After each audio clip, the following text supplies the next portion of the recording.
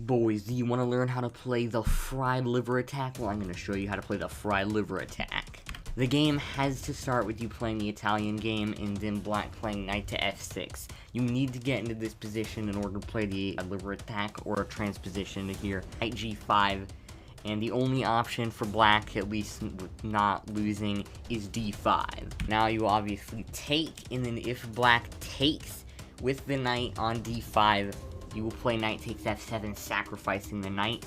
They have to take or else they lose a lot of material. Boom, queen f3 check. Now there's three main moves for black in this position. There's king to e6, king to e8, and then queen to f6. Let's start with the most common, king to e6. You will play knight to c3. They have to play knight to b4, defending this knight and also pressuring your pawn on c2. In this position, all you need to do is castle. They'll play c6, and then you play d4. The reason why you have to play d4 here instead of worrying about this pawn is because you don't worry about this pawn. Because we gotta apply the pressure with the pawn. Rook's gonna get in, and it's gonna just destroy everything. If black does indeed take this pawn on c2, you will take the pawn on e5, and if they take your rook on e1, it's bad news. Because you will play rook to d1, and it is now +7 for white. The reason why it's +7 is because there is now no way to defend this knight. The best move is b5. And now you won't even play bishop or knight takes on d5. You will play rook takes. They're forced to play c takes d5. Now bishop takes d5, and I think you can figure out how to mate in this position yourself. Now the trickiest move for white in this position is if black plays queen to f6. Now you will play queen to e2. The most common move for black is bishop to d6, and then you can still strike with f4. If rook to f8 is played, putting more pressure on this pawn, then what you can do is you can simply take this pawn, and boom, you got yourself a fork. Back in this position, if black plays e4, you can just take, and you're still dominant. You done got a fork pretty much, it's pretty good. The most common move for black here is this, and after you play queen h1, you're threatening way too many things. The knight can move and get a discovered check. You could go here, and then the king is forced up. Now you have to, well, actually, at some point you can do that, but not right now. Way back in this position, a lot of people here will actually play knight to d4, and in this case, you can just take with the bishop. Now in this position, black will most likely go queen to king to d6. Now you play queen to g3, takes, king d1, and if they take, boom, you're back striking with d4. Pretty much the same position as last time. Got a lot of pressure, it's +4, good position. Now, really quickly, instead of going over one of the other king moves they can play on f7, I'm going to be quickly going over this variation, which is super easy to counter. All you got to do is play bishop takes f7. After king to e7, simply go d4. d3 is also a move you can play here, but it's a little bit less good. And if they take the knight, then you win a free queen. That's pretty good. So here, if they play queen to f6, well, you just take and it's +2.5. And after this, it's a pretty simple position. I can't really give you any tips.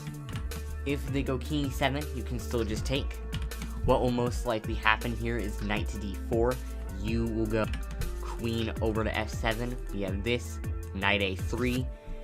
If they try going queen e7 to trade queens, you give this check first, they move back, take, and it's +2, you're in a pretty dominant position. And up a pawn. Back in this position, of course, against king to e8, you have, once again, bishop takes d5. And here, against pretty much anything black does, like, for instance, the most common move for black, which is queen to f6, take, go queen to h5 check, forcing the g-pawn forward, return back to e2, and it's still +2.5 with the dominant position. You're up a pawn, and they got goofy pawn structure. Now, if in this position, for some unknown reason, your opponent plays king to g6, bro, you will take, and you will ask them, hey, bro, what are you doing? And also enjoy your +3 advantage. And finally, for this, section here at least, king to g8, now it's checkmate. Boom, boom, boom, boom, and boom. Bam. Checkmate. And finally, for the best move that black can play, knight to a5 back in this position. Now we play bishop to b5 check, c3, c6 is going to happen, blocking the check. You take, it'll take back with the pawn, and here you can play queen to f3, bringing out your queen into the game and also pinning this pawn so that it can't take your bishop. Now the most common move for black here is bishop to b7, blocking this, so bishop to a4. And if black tries to get all aggressive with something like h5, it's really not that good. You'll centralize the knight by going e4, and if they take, which is the most common move, then you'll get a nice +2 position. And even if in this position they play bishop to e7, there's still some tricks. Now you can take the knight, they'll take back, and now you can play the strange looking move b4. Now this does get rid of some of your advantage, but the thing is, almost everyone here plays knight to c4, which actually blunders bishop takes c6, and this comes when coming with the fork. However, in this position, they actually just castle, play queen e2, and you're still fine. By the way, the reason that you can't take here is because of the move e4, which is a double attack. They could also play e4 here, and if they do this, you'll take with check. The most common move here is actually just queen e7. After takes, you can actually just play knight c3 and you're still in a dominant position, +2.5. And if back in this position, black plays the best move, which is bishop to e7, all you really need to do is castle and just play some regular chess, I guess. And in a position like this, b4 is always kind of a looming possibility for you to play, so be on the lookout for when you can play that move. You also, at some point, really want to move the d-pawn, or else it's not looking good for you, because you need to get this bishop out, or else it can get real bad. And now, for a moment here, let's talk about the Trashler Counterattack. Now, I called it the Trashler Counterattack for a reason, in that, it's trash. Sorry to anyone who plays it, but come on, all you gotta do is play bishop takes f7.